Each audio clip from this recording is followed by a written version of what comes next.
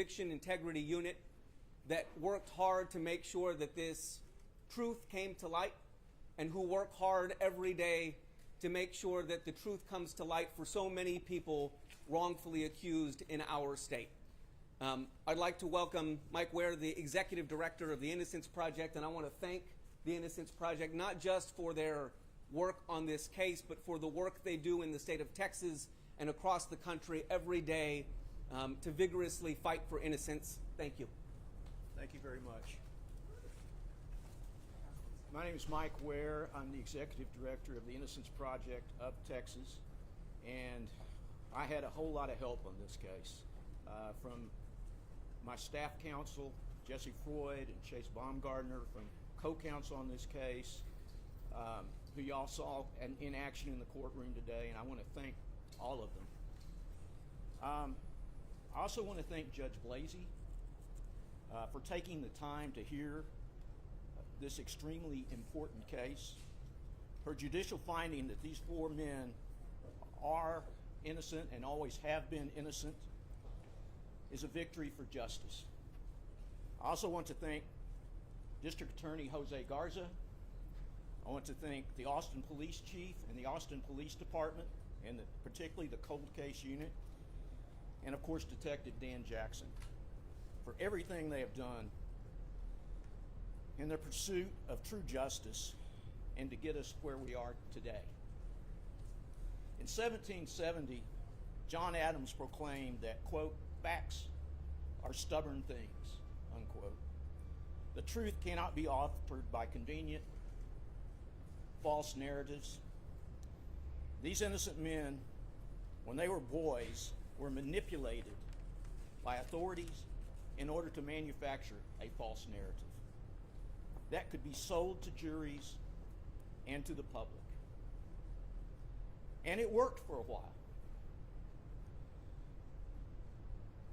But that's now officially over.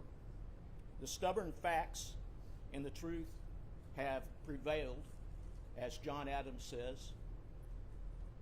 And we at the Innocence Project have seen this time and again when the wrong people are accused, wrongfully convicted and incarcerated, or worse,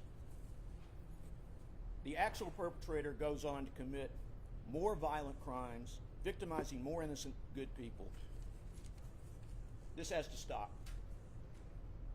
The actors and institutions whose misjudgments and bad decisions and bad practices took this case so far off the rails, as well as the institutions that allowed for and even encouraged their misjudgments and bad decisions, must be held accountable. And in holding those accountable, we intend to advocate for and push for reform all over the state of Texas, so that what happened here in Austin will not happen again, either here or anywhere else in the state. Thank you. We'll take questions.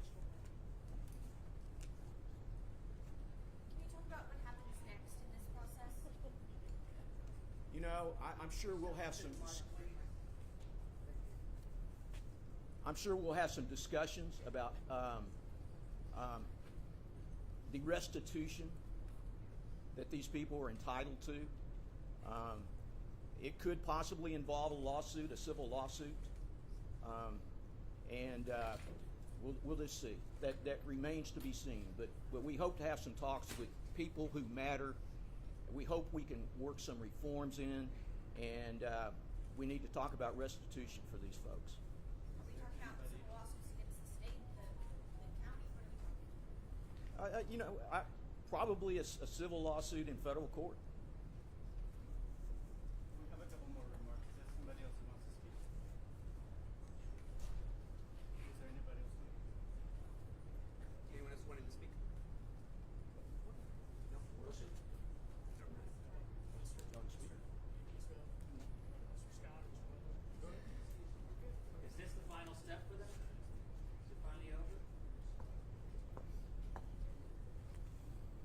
I have spoken out for years on behalf of not only Michael, my ex-husband, but on behalf of Robert and on behalf of Maurice and Forrest, demanding this day. What these men and our families have been put through should never have happened. Never. But let me be clear. We are not alone in what we face. There are hundreds of families across this state and this nation that may never see a day like this where their loved one is declared innocent. The system is not perfect. It is flawed. And it must change, and it must change for the better. Thank you. Yeah, well, we hear from either Mr. Scott or Mr. Wellborn, and Let me Sure. Good afternoon. My name is Tony Diaz. I've met some of you over the years, and I'm glad that you're here today to hear the wonderful news. I have in my possession an original order signed by Judge Dana Blasey declaring Michael James Scott innocent, actual innocence with prejudice. He's been exonerated.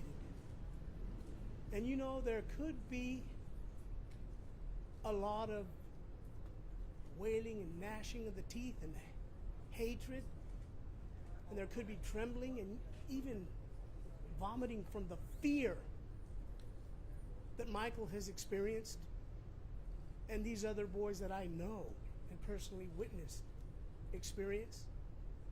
But I can tell you something very simply. The only thing stronger than hate is love. And Mike Scott has nothing but love in his heart. And thank God for brave men and leaders like the District Attorney of Travis County, Jose Garza, and Michael Ware for the Innocence Project of Texas. Men of integrity and high values and morals. Mike Scott accepts the apology from the District Attorney of Travis County. And I can tell you this.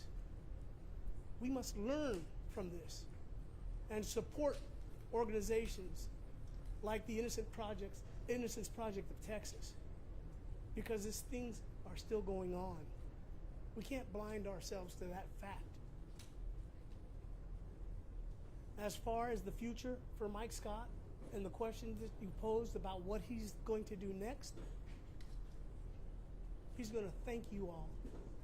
Everybody in the community, Travis County, the state of Texas, all of the fine trial lawyers in the district attorney's office, the fine trial lawyers working with Michael Ware and the other defendants, Amber Farley and Steve Denson. And then he's going to move on.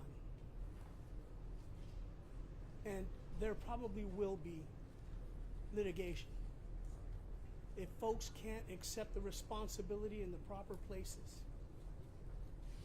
But the challenge is ours as a community, and the challenge is ours in terms of our leadership as what will happen. The ball is in their court. But just think about it. 4,530 days in administrative segregation, solitary confinement. You get to go outside once every 23 hours for an hour. But there's no hate. Our blessings are sent out to all of the victims, the families of the girls that should not have happened. But here we are. So Mike Scott wishes us all as a community Godspeed. And God bless you all. Thank you. Any other questions? Mr. Wellborn, would you like to say something? Any other questions? I'll say something. Please. I'm Marissa Pierce. I'm Maurice Pierce's daughter. And I just want to say that his story is going to continue. It doesn't stop now. It'll live on through me. And what happened to him can't happen again. and I will make it my life's work to make sure that he's not forgotten and that it hopefully doesn't happen again.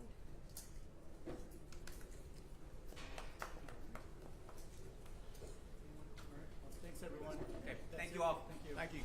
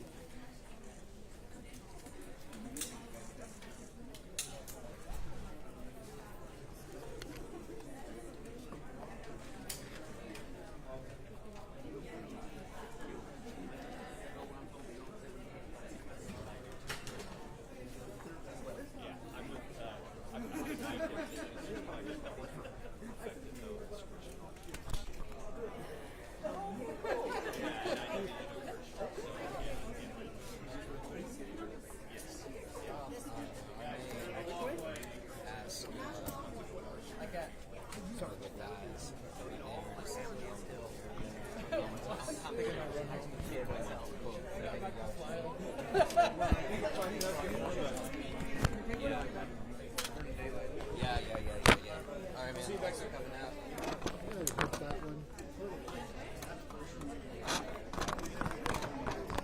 Can you unhook this one here? Which one? Oh, sorry, man. I'll grab it for you. There we